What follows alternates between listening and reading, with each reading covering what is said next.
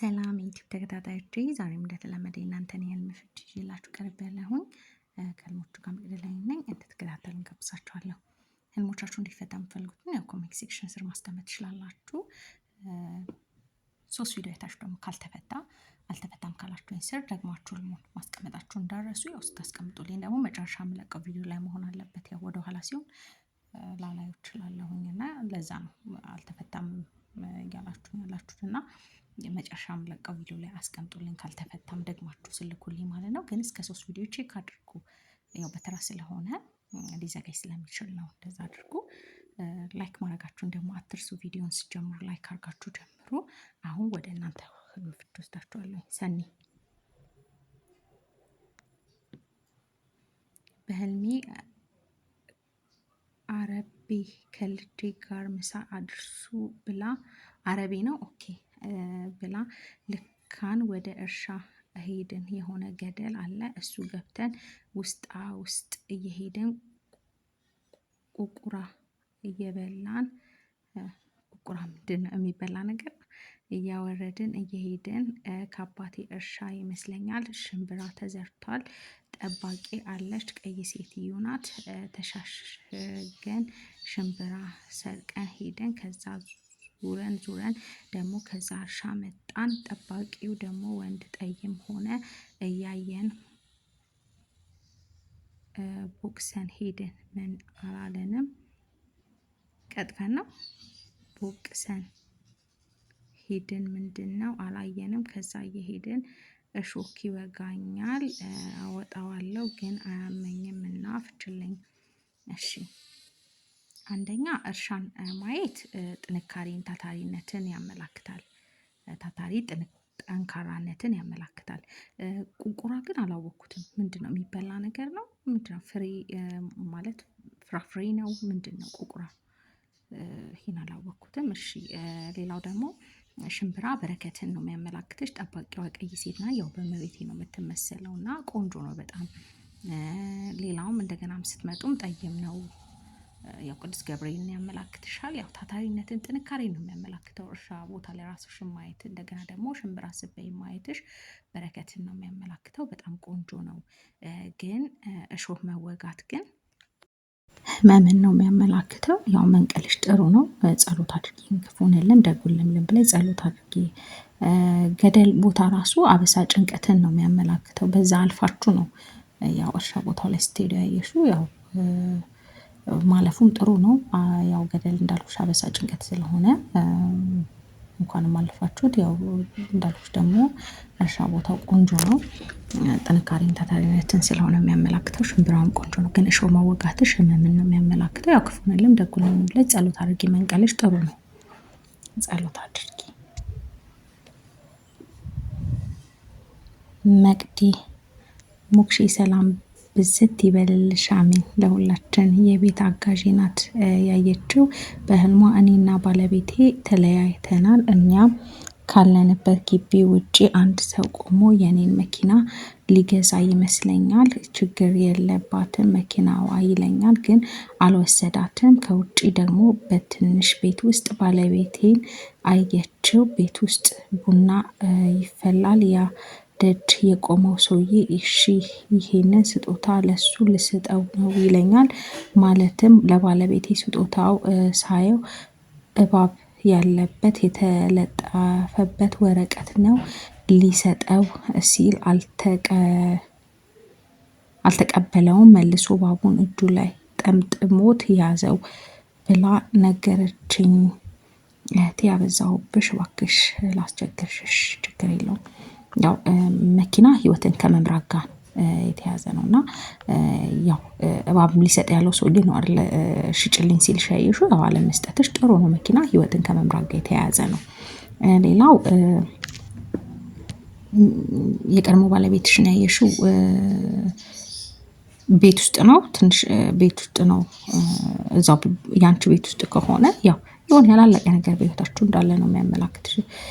ስጦታ ሊሰጠው ሲል ደግሞ አለመቀበሉ ጥሩ ነው። እባብ ያው ሰይጣን ስለሆነ የሚያመላክተው ማለት ነው። ስለዚህ ያው መጸለይ ነው የሚያስፈልገው። ክፉን የለም ደጉን ለምለም ብለሽ ጸሎት አድርጊ። ያው መኪናውም አልተወሰደም በጣም ጥሩ ነው። እሱም አልተቀበለም። መልካም እንትን ያለው ቡና ይፈላል። ቡናውን ስትጠጡት አይተሻል? ቡና ማፍላት ነገር ነው ነገርን ነው የሚያመላክተው ቡናው መፈላቱ። ያው ሲጠጣ ከሆነ ግን ጥሩ ነው። አርዜድ ሌላ ጊዜ ደግሞ በጥይት ግንባሩን ብዬ ገደልኩት። እሱ ደግሞ ጠላቴ ነው። የእውነት ጠላት ከሆነ እንትን ያለ በጥይት ያው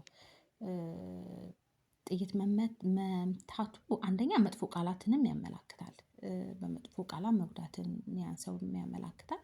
ሌላኛው ደግሞ ለዛ ሰው ህመም ነው። ህመምን ነው የሚያመላክተው ለዛ ሰው።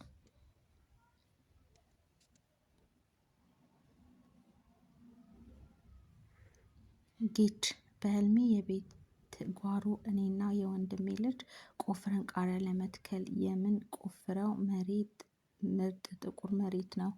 እሺ መቆፈር የሆነ ሚስጥር ለማውጣት መጣርን ነው። ቃሪያ ነገርን ነው የሚያመላክተው። ያው ጥሩ አይደለም። ጸሎት ማድረግ ነው የሚያስፈልገው። መቆፈር የሆነ ሚስጥር ለማወቅ መጣርን። ሰኒ ሰላም መቅዲ ሰላም በህልም እንጨት ልሰብር ብቻዬን እየሄድኩኝ ይመስለኛል። የሆነ ልጅ አግኝቻቸው ማን አለ የድሮ ስላቸው ጓደኞችሽ አሉ አሉኝ። ከዛ ሲሄድ ታላቅ እህቴ እና 5 የሆኑ ሴቶች አገኘው። ከዛ ካጠገቤ የሆነ ዛፍ ደረቅ ነበረ። ተሰቅዬ እንጨቱን አስሬ በገመድ ታላቄና የሆነች አንዲት ልጅ አለ የሚያምር አላቀውም ወጣት ነው። ገመዱን ስስበው ወደ ታች እንጨቱ ወደቀ።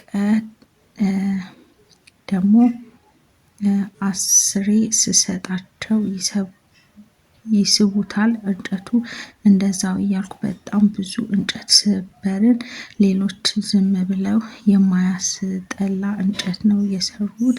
የኔ ግን በጣም የሚያምር ትልልቅ ነው የሰበርኩትና ከሌላ ዛፍ ደግሞ ልሰብር ስፈልግ ከእህቴ ጋር ያ ወንድ ልጅ አለ ከኛ ጋር። ከነዛ ሴቶች እኔ የሰበርኩት ይዘውብኝ ሲሄዱ ልቀማቸው ስሮጥ ወደ አባቴ እርሻ ይሄዳሉ።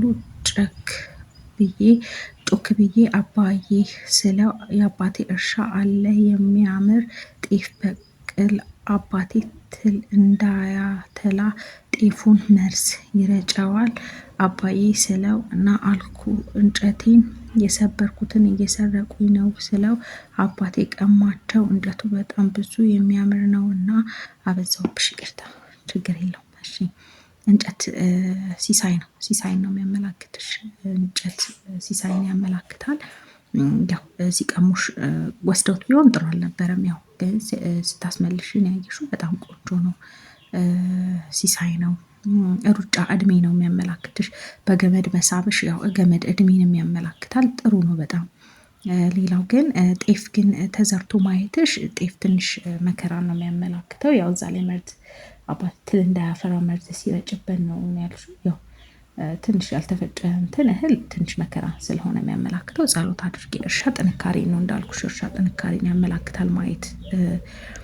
ሌላው ማስመለስሽ በጣም ቆንጆ ነው። እንጨቱ መመለሱ በጣም ቆንጆ ነው። ያንን ነው የሚያመላክትሽ።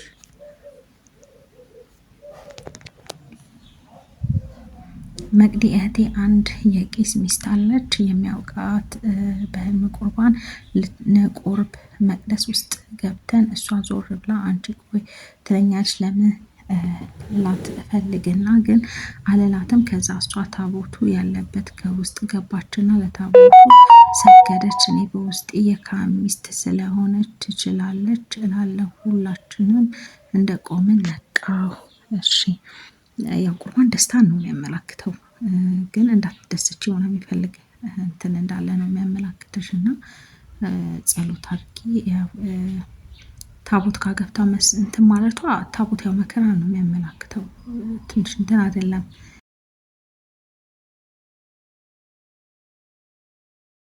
ሂያብ መቅዲ ሰላም ሰላም እንዴት ነሽ? እግዚአብሔር ይመስገን። በህልም ያየሁት ልንገርሽ። ቤት ፍራሽ የሌለው አልጋ ቁጭ ብዬ ነበረ። 2 ህጻናት ነበሩ። እድሜያቸው በግምት 8 9 ይመስላኛል።